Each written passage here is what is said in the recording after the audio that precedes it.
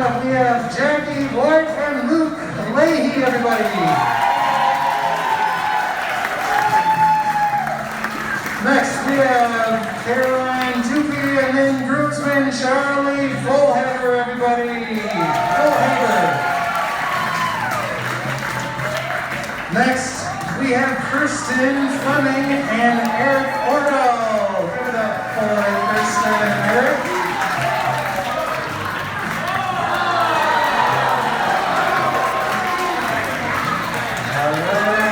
Next, we have Katie Murphy and Eric Wens, everybody.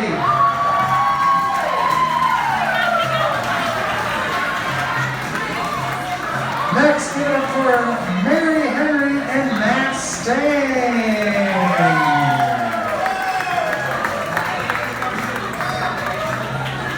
Ladies and gentlemen, your maid of honor and best man. Give it up for Bridget Leahy and Zach Joswack, everybody.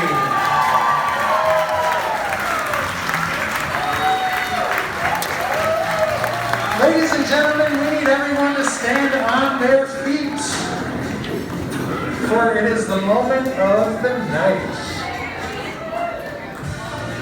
Ladies and gentlemen, your bride and groom, the brand new Mr. and Mrs. Henry Beckford.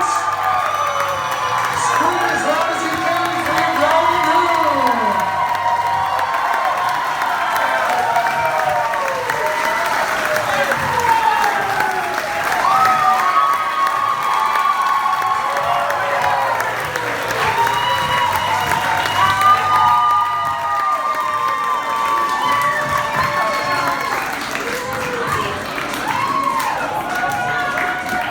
Well, that's going to be a fun evening, I can tell right now.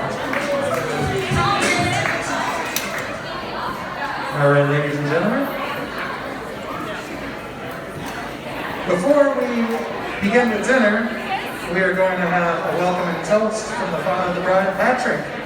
So if you could please take your seats, I'm going to hand the mic over to Patrick.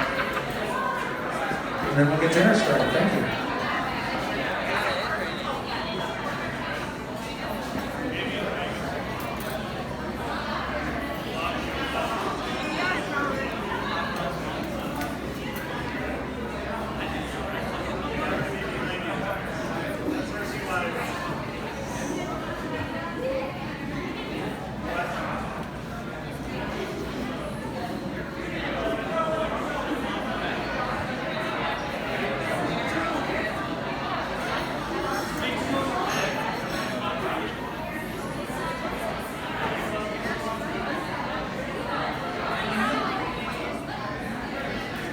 Okay, good evening. Welcome to Hope Glen.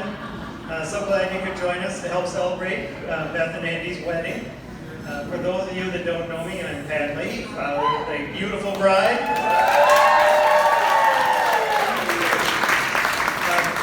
My wife Julie and I truly appreciate the support you show for Beth and Andy by being here today. I'm going to get into my toast here, but I wanted to lead in with a couple months back, I was checking into toast and father bride toast, and the one thing I read in there that just caught me off guard was they mentioned, well, you know, if you really want it to seem like it's from the heart, you should try to memorize it. And I was like, what? There's no way that's happening. So what I did is put it onto paper, so it's a slight detour, but it still means it's coming from the heart, let me tell you.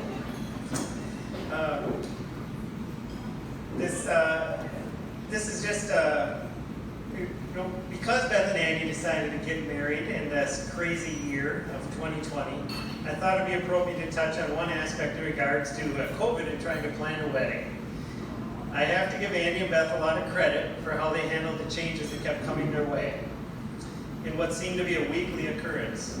Making this day happen is a true testament to the love and support they have for each other. Julie and I want to thank each and every one of you for being here today to join us in this celebration.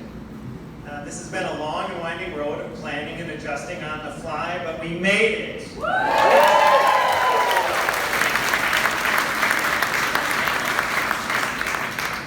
A special thanks to all the out-of-town guests that are here. I know that wasn't an easy decision for some of you. I also want to acknowledge friends and family that couldn't join us today due to various circumstances. And I would be remiss if I didn't mention one particular instrumental person who took care of so many details in helping make this day happen. The mother of the bride, Julie. Thank you for all you do for all of us. So, my little Bethy, here we are, your wedding day. The day you have been thinking about for so long. I hope this day has been as magical as you've always imagined it to be. Being the middle child has served you well. Whether verbally sparring with your older brother Luke, or taking the hand of your younger sister Bridget. It has helped shape you as the person, it has helped shape who you are as the person. Determined, confident, and caring. All three characteristics that fit so well for being a nurse. Funny how things work out. You have grown up so quickly, but thank you for the fond memories that you have helped create as a family. The journey has been filled with love, joy, and laughter, and we look forward to creating more memories with you and Andy. It is comforting for me, as your father, to know you will be in good hands with Andy.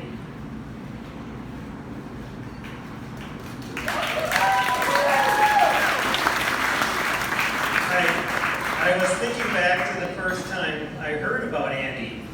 And it happened to be the day after you two first met. Beth's friend, Katie Wren, was over at our house and said to us, I think Beth has met her tall, dark, and handsome. And we said, oh really? Tell us more. Well, Katie didn't tell us too much more, but I guess the tall, dark, and handsome was pretty accurate. Beth must have known that first night that Andy just might be the one. Either way, thank you, Andy, for bringing Beth back from Chicago.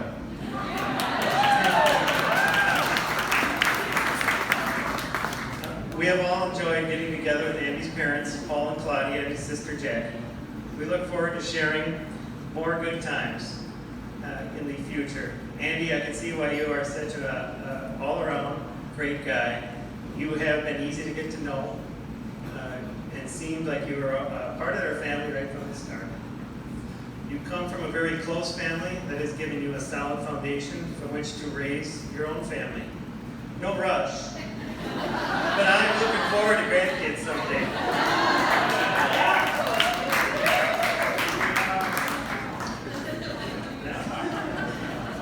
Beth and Andy, I wish the best for you two. And I know you'll take good care of each other. You both allow yourselves to think also with your heart, and that will help keep love and joy at the forefront of your marriage. Since Beth is giving up her Irish name, I thought I would give an ode to the Irish with this Irish marriage prayer. May love and laughter light your days and warm your heart at home. May good and faithful friends be yours wherever you may roam. May peace and plenty bless your world with joy that long endures. May all life's passing seasons bring the best to you and yours. So Lord, please bless Beth and Andy and all of us here tonight. And if you can all raise a glass. Quoting my father-in-law, Bob, who 34 years ago gave a very concise toast at our wedding. I'm not losing a daughter, but rather I am gaining a son. To Beth and Andy, love you and cheers.